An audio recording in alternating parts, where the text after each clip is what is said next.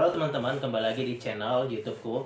Nah, kali ini aku ingin mereview salah satu produk laptop MacBook Pro 13,3 inch yang diproduksi late 2011.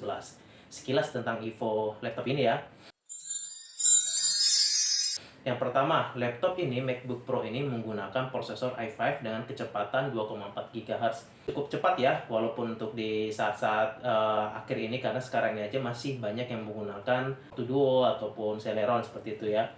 Yang kedua, RAM laptop ini originalnya adalah RAM 4 GB dengan 2 keping. Jadi, di laptop ini ada 2 slot dan dua-duanya itu terpakai oleh RAM sebesar 2 GB satu keping.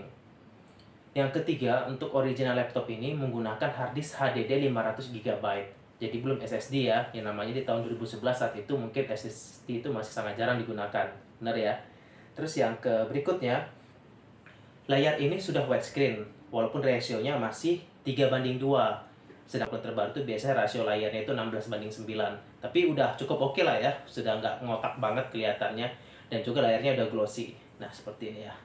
Kelebihan-kelebihan dari laptop ini. Jadi kelebihan-kelebihan laptop ini yang pertama, produk ini merupakan produk Apple. Ya, teman-teman tahu sendiri, Apple itu punya ciri khas sendiri yaitu simple, elegan, dan tidak ribet.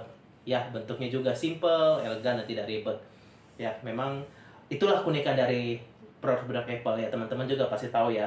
Yang kedua, prosesornya ini udah i5.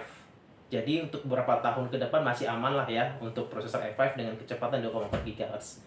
Tiga, trackpad laptop ini elegan ya, unik gitu. Nah, jadi bisa seperti ini. Nah, jadi dia pakai gerakan jari ya. Jadi bukan cuma sekedar kursor, tapi dia itu juga bisa. Nah, kalau misalnya teman-teman punya beberapa program yang dibuka itu tinggal bisa digeser-geser aja seperti ini ya. Nah, buat pengguna MacBook pasti udah tahu tentang ini. Empat, bahannya ini dari metal ya, hampir semua ini metal ya teman-teman, kecuali mungkin keyboardnya ini dari plastik, tapi semua ini metal. Jadi kokoh dan elegan. Nah, bisa dilihat ya seperti ini. Lima, yang pastinya laptop ini keren ya untuk dipakai mejeng, misalnya mejeng di coffee shop. Ya, teman-teman, kalau misalnya ada Apple, apalagi ini ada lampu Apple yang di belakang ya, yang bentuk Apple ini pasti kelihatan bagus sekali ya di sana.